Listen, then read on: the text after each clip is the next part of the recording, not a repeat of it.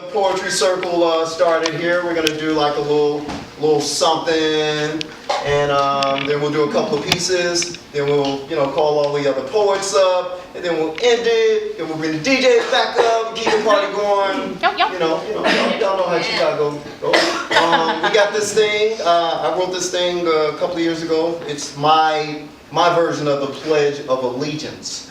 So we're going to start off with the pledge at the end of the poetry circle. We're going to do it again, and if maybe you can say it with us.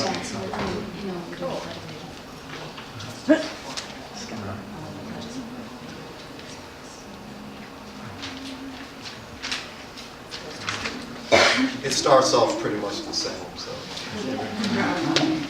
are you going to go now?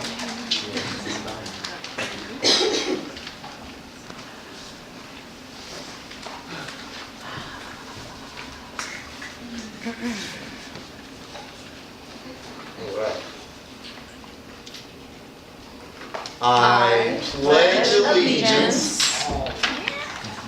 to the free flag of the altered states of consciousness and to the free republic which understands imagination under the gods, individuals with liberty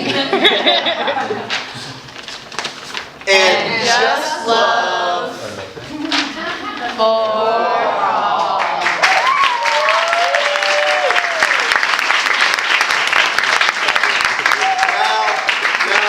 Altered states of consciousness does not necessarily mean like drugs, just an altered state, an alternative way of thinking. We're kind of locked in this world, kind of locked in this way of thinking in this contemporary society. So an alternative way, you all kind of have alternative ways of thinking. That's why you're here, so. Well, I get it. It didn't happen.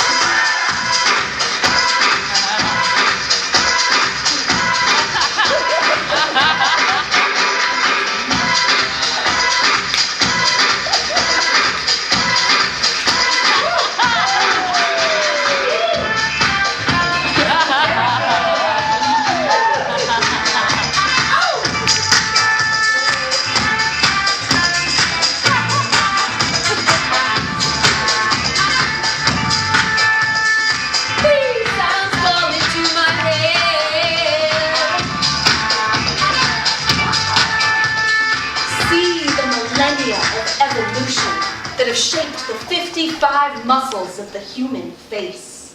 They flex in infinite shades of fear, love, disgust, outrage, and tickling perplexity, picking up transmissions from that cosmic antenna, the brain.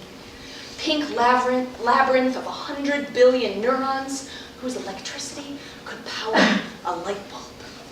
Those gray lumps floating in formaldehyde are dead. You are alive. Your brain is pink. Once upon a time, we were amoeba, paramecium, tiny floating blobs. Then, cephalization happened. The migration of nervous tissue towards one end of organisms, forming a head with sensory organs. We have heads on our shoulders, so we make headway for headquarters and headliners, and give head starts to heads of state, heads of household, headmasters, and headmistresses. Then it all comes to a head.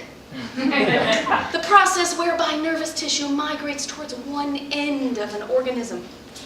Or as Prince sang in his album Dirty Mind, "Now morning, noon, and night I give you head. Head.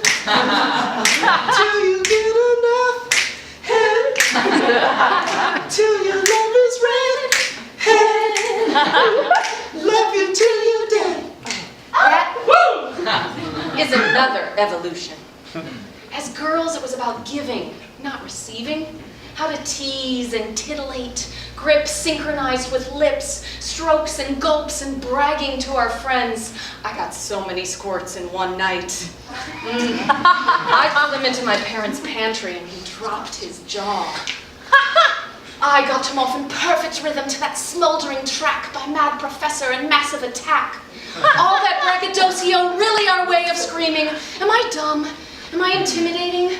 Can he see rolls in my back fat and that pimple in my crack? Am I too loose? Am I needy? Look at the vast sea of amazing females he could choose from. I've got to set myself apart. I'm down on my knees, but really, I'm desperate for power. We evolve.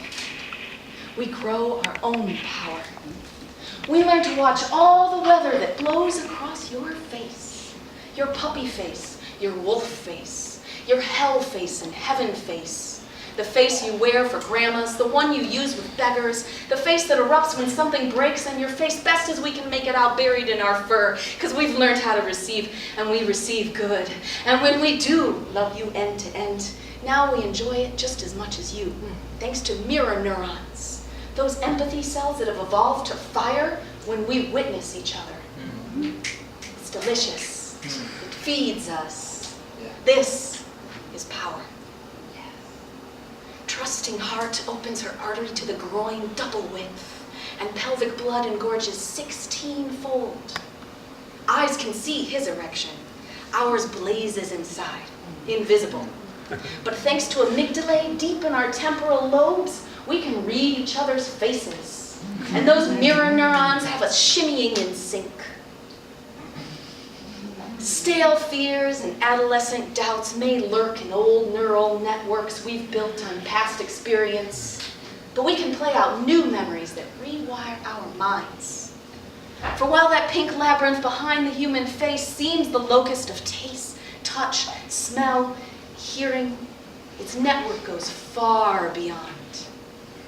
So skin can see, sounds roll into our blood, genitals think, and heart can be tickled, squeezed, and stroked.